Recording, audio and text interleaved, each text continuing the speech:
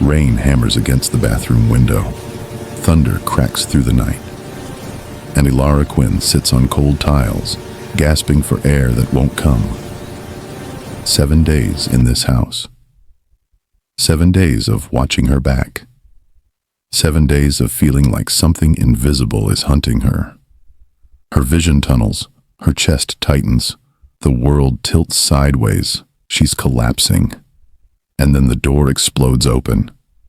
A hand grabs her shoulder, yanks her upright with brutal force. She gasps, eyes flying open. Kai Rhee stares down at her. His coat is soaked from the storm, his jaw clenched, his dark eyes unreadable. "You don't get to die in my house." His voice is low, cold, final. Elara tries to speak, but her throat won't work. Kai pulls a small glass vial from his coat pocket. The liquid inside is clear, innocent looking. "Someone just tried to poison the water in your bathroom pipes. If I'd arrived 1 minute later, you'd be dead."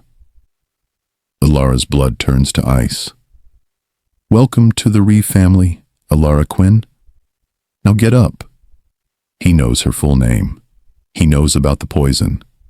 He knows things she doesn't, and for the first time since she arrived at this mansion, Elara realizes something terrifying. She didn't come here by accident. Someone wanted her here, and someone else wants her dead. 2 weeks earlier, Elara stood in a cramped apartment on the other side of the world, holding a letter that made no sense. The paper was aged, the handwriting elegant, the words impossible. "Dear Elara, if you're reading this, I am gone. Go to the Rhee estate. Present this letter. Stay alive. The truth is buried in the house. A friend of your mother." Her mother had been dead for 5 years, a quiet woman, a teacher, someone who lived a simple life and left nothing behind but old books and faded photographs. There was no reason anyone connected to her mother would send this. But the envelope also contained $10,000 in cash and a plane ticket.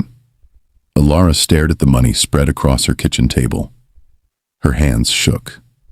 Her younger sister Lily was 16. She needed surgery, the kind that insurance wouldn't cover, the kind that cost exactly what was sitting in front of Elara right now. She picked up the letter again, read it 3 more times. "Stay alive." What kind of job application ends with that? But she had no choice. Lily's surgery was scheduled in 4 months. Elara had been working 2 jobs and barely making rent. This was a miracle, or a trap. She packed her bag that night. The Rhee estate sat on the edge of the city like a fortress, carved from stone and shadows. 3 stories of dark windows and iron gates. Gardens that stretched into fog. Walls that seemed to watch her as she approached. Elara stood at the front door with 1 suitcase and a letter clutched in her hand. A woman in a crisp uniform opened the door before Elara could knock. "You're the new maid." It wasn't a question. Elara nodded. The woman's eyes flicked to the letter, then back to Elara's face. Something unreadable passed through her expression. "Follow me." They walked through hallways lined with art that probably cost more than Elara's entire life. Marble floors, chandelier light, silence so thick it felt like drowning. The woman stopped at a narrow door near the back of the house. "Servants' quarters. You'll share with 3 other girls. No talking after 10. No entering the main house without permission. No asking questions." She handed Elara a key. "And stay out of the east wing. That's the boss's private floor. If he catches you there, you're out. Or worse." Elara swallowed. "Who's the boss?" The woman's expression hardened. "Kai Rhee. You'll know him when you see him. Don't look him in the eye. Don't speak unless spoken to. And whatever you do, don't trust anyone in this house." She turned and left. Elara stood alone in the cold hallway, holding a key to a life she didn't understand. The first 3 days were simple. Brutal, but simple. Wake at 5. Clean rooms she wasn't allowed to look at too closely. Wash dishes while armed guards walked past. Fold laundry in silence while the other maids whispered behind her back. They didn't like her. That much was clear. One of them, a sharp-eyed girl named Hannah, cornered her in the laundry room on the second day. "Who sent you?" Elara blinked. "I applied for the job." "No one applies here. People are chosen, so who chose you?" Elara didn't know how to answer that. Hannah leaned closer, her voice dropping. "You don't belong here. Everyone can see it. You're too clean, too nervous. You're not one of us." "I'm just trying to work." "Then keep your head down and don't get curious. Curious people disappear in this house." She left without another word. Elara stood there, her hands shaking as she folded another towel. On the 4th day, she saw him. Kai Rhee. He walked through the main hall while Elara was dusting a table near the staircase. She didn't mean to look, but movement caught her eye, and before she could stop herself, she glanced up. He was younger than she expected. Late 20s, maybe. Tall, sharp-featured, dressed in black from head to toe. His presence filled the room like smoke. 2 men in suits followed him. He didn't acknowledge them, didn't acknowledge anyone. Elara quickly looked down, focusing on the table in front of her, but she felt his gaze.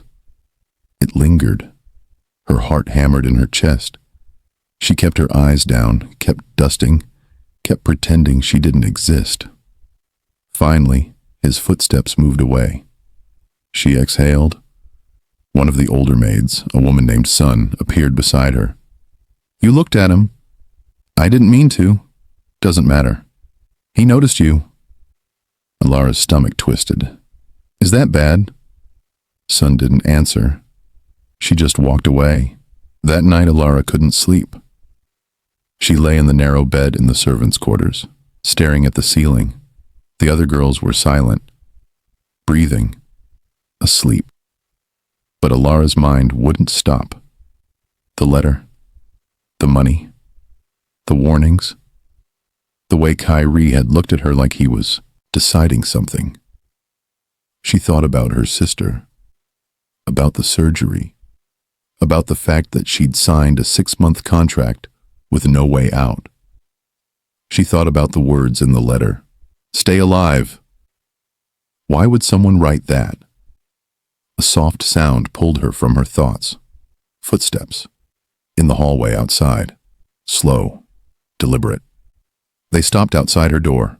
Elara held her breath. The doorknob turned. She sat up, heart pounding. But the door didn't open. It rattled once. Twice. Then the footsteps moved away. Elara didn't sleep the rest of the night. The next morning, her key was missing. She checked her bag, her pockets, under the bed. Gone. Hannah noticed her searching. "Lost something." "My room key." Hannah's expression didn't change. "That's unfortunate. If you can't lock your door, anyone can get in." She walked away. Elara's hands trembled as she tied her hair back and headed to work. On the 5th day, things escalated. Elara was cleaning one of the guest rooms on the 2nd floor when she noticed something odd. The closet door was slightly open. She hadn't touched it. She hesitated, then stepped closer. Inside, pushed to the back, was a cardboard box. Old. Dusty. Out of place in a house where everything was pristine. She glanced over her shoulder. No one was watching. She pulled the box out and opened it. Inside, old photographs, letters, a leather journal. Her hands stilled when she saw the photograph on top. 2 women, smiling, arms around each other. One of them was younger, softer, familiar in a way that made Elara's chest tighten. Her mother.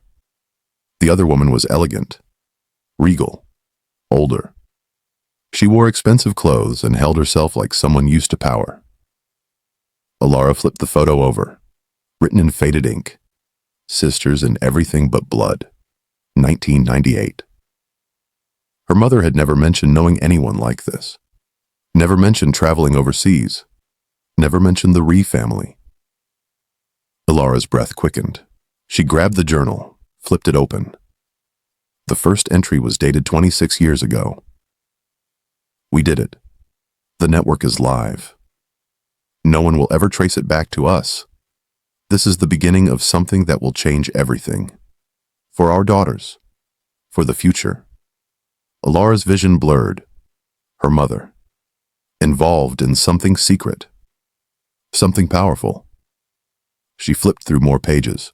Names she didn't recognize. Codes, numbers. References to shipments and transfers and things that made her stomach turn.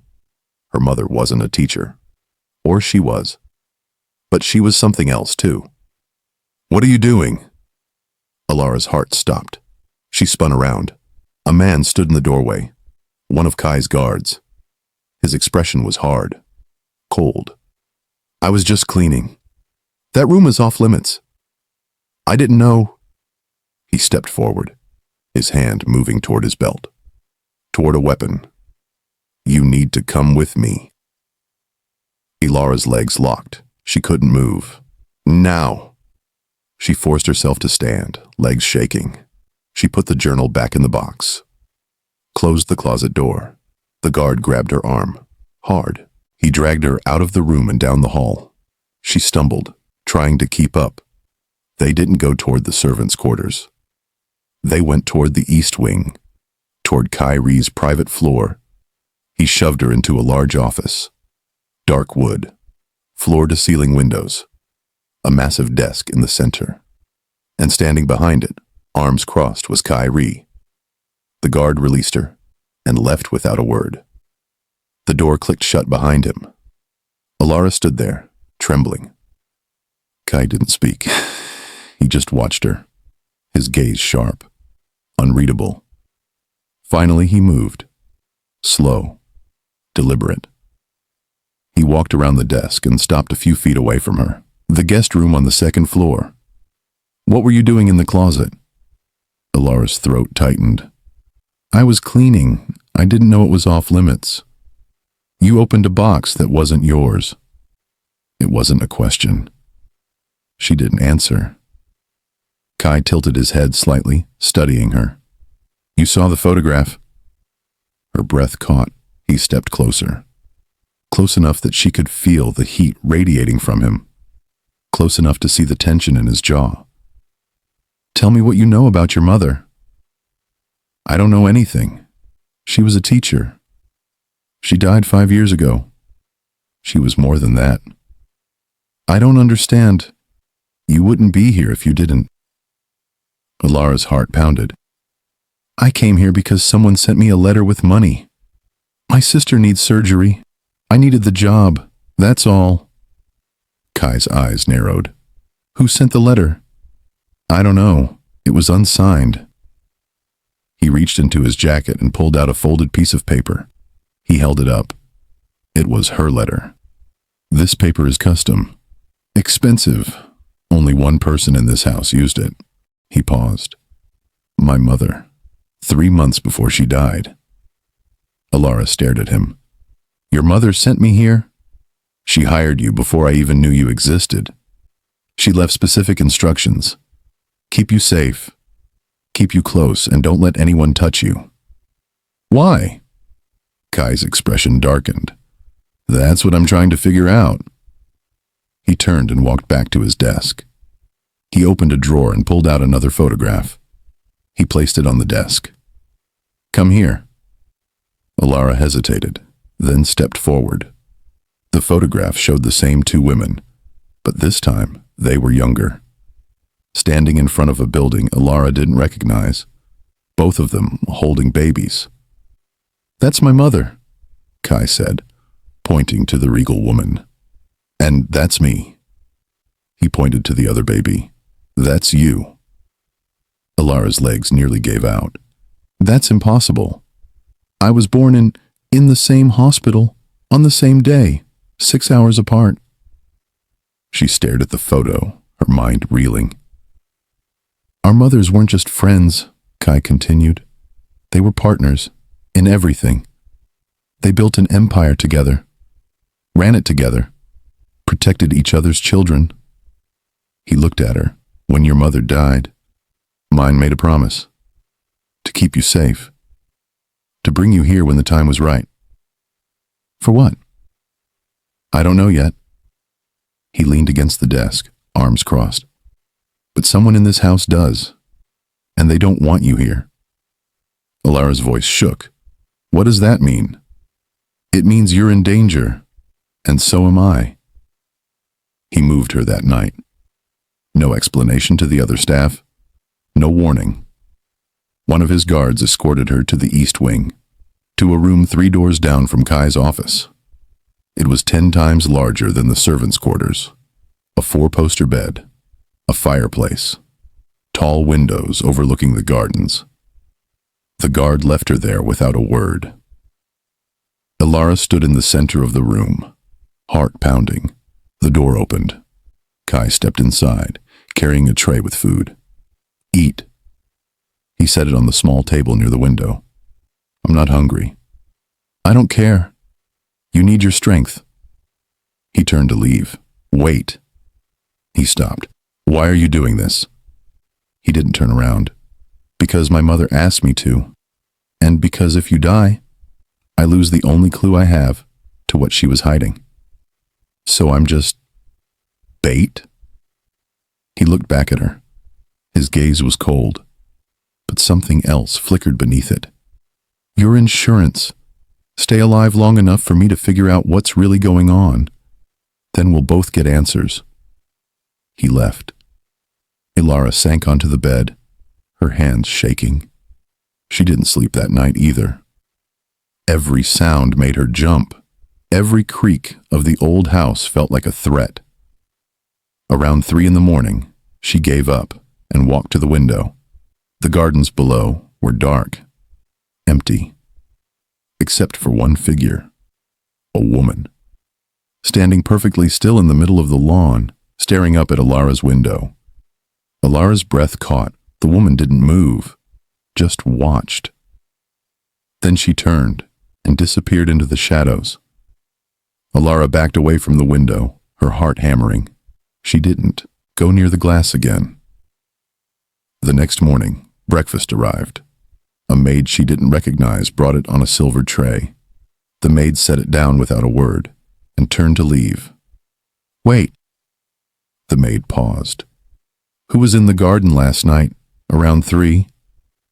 The maid's face went pale. No one's allowed in the gardens after dark. But I saw someone. Then you saw a ghost. She left quickly. Elara stared at the tray.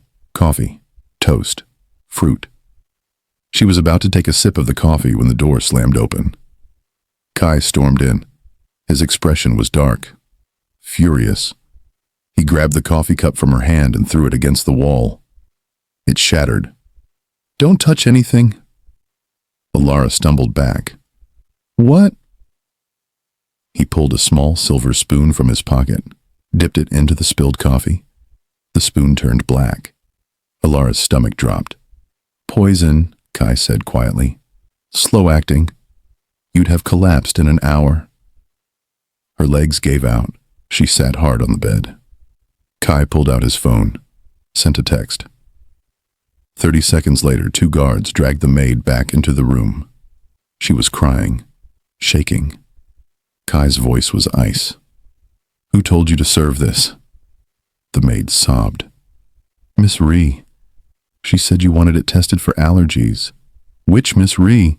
The maid's face crumpled. Your cousin, Mina. Kai's jaw clenched. Get her out of here. The guards dragged the maid away. Kai turned to Elara. Stay in this room. Don't open the door for anyone but me. Who's Mina? His expression darkened. Family. He left without another word. Elara sat alone in the locked room for hours. No food, no water, No answers. Just the sound of her own heartbeat and the echo of Kai's words. Family. Someone in his own family wanted her dead, and she still didn't know why. If you're still watching, hit that subscribe button, because what happens next is going to change everything. Part 2 drops soon. And trust me, you don't want to miss it. Evening came. The light outside faded. Finally, the door unlocked. Kai entered. His face was hard, unreadable. We need to talk. He gestured for her to follow. They walked through empty hallways, down a flight of stairs she'd never seen before, into the depths of the house. He stopped in front of a reinforced steel door. My mother spent the last year of her life coming down here, alone. No guards, no witnesses. He placed his hand on a biometric scanner beside the door. A mechanical voice spoke. Secondary access required. Kai turned to Elara. Put your hand on the scanner. Why would my hand work? Just do it. Elara hesitated, then pressed her palm beside his. The scanner beeped. DNA match confirmed. Quinn access granted. The door unlocked with a heavy thud. Elara stared at her hand. How is that possible? Kai pushed the door open. Inside was a private vault. Walls lined with files. A safe in the center. And engraved on the safe in gold letters. For the daughters we protected. Elara's breath caught. Kai walked to the safe. He tried to open it. It didn't move. It's locked with another biometric system. We need more information before we can access it. He turned to her. Your mother and mine weren't just friends. They were partners. They built something together. Something worth killing for. What? I don't know yet, but someone in this house does. Before Elara could respond, Kai's phone buzzed. He pulled it out. His face went pale. What is it? He showed her the screen, a photo. A girl tied to a chair, blindfolded, terrified. Elara's world stopped. That's my sister. Underneath the photo, a message. East Garden. 1 hour. Alone. Or she dies. Kai's jaw tightened. It's a trap. I don't care. That's my sister. They want you dead. This is how they'll do it. Elara's voice shook. Then help me. Kai stared at her. Something shifted in his expression. Something raw. If we go together. And you do exactly what I say. She nodded. He opened a hidden drawer in the vault, pulled out a handgun, checked the chamber. Stay behind me. Don't hesitate. Don't scream. And if I tell you to run, you run. He looked at her one more time. Understand? Yes. Then let's go. The East Garden was silent. Fog rolled through the hedges like something alive. Kai moved through the shadows, Elara close behind him. They reached the clearing in the center of the garden. A figure stood there. Tall, elegant, cold. Mina Rhee. Beside her, bound and gagged, was Lily. Elara's heart broke. Mina smiled. You actually came. I'm impressed. Kai's voice was deadly calm. Let the girl go. Mina laughed. Oh, Kai, you still don't understand. This was never about her. She snapped her fingers. Guards emerged from the fog, 6 of them, armed. This is about the empire your mother built, the empire she promised to me. She stepped closer to Elara. And then she gave half of it to you. Elara's voice shook. I don't want anything. It doesn't matter what you want. You're a threat, and threats get eliminated. Mina pulled out a knife, held it to Lily's throat. So here's the deal.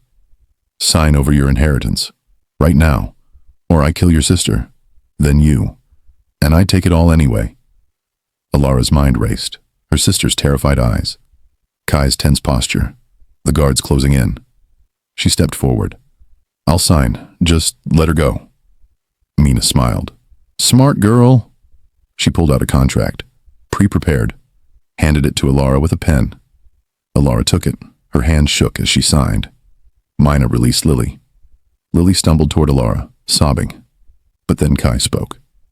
It doesn't matter. Mina frowned. What? The inheritance can't be transferred by signature. It's DNA locked. The only way to access it is if Elara and I both open the vault. Mina's face twisted. Then I'll just kill you both and burn. A gunshot rang out. Mina stumbled. Blood spread across her chest. She fell. Behind her stood a man in his 60s, silver hair, calm expression. Mr. Rhee, Kai's uncle. He held a smoking gun. Mina always was too impulsive. He stepped forward. His guards surrounded them. I apologize for my niece's theatrics. He aimed the gun at Elara, but she was right about one thing. You're a problem that needs solving. Kai moved in front of Elara. Uncle. Mr. Rhee sighed. I'm sorry, Kai, but your mother made a mistake, and I'm going to correct it. He cocked the gun. Take them both to the vault. Now, to be continued in part 2. If you made it this far, you're invested. And part 2 is where everything explodes. The vault opens. The truth comes out, and someone doesn't make it out alive. Subscribe so you don't miss it. Turn on your notification button.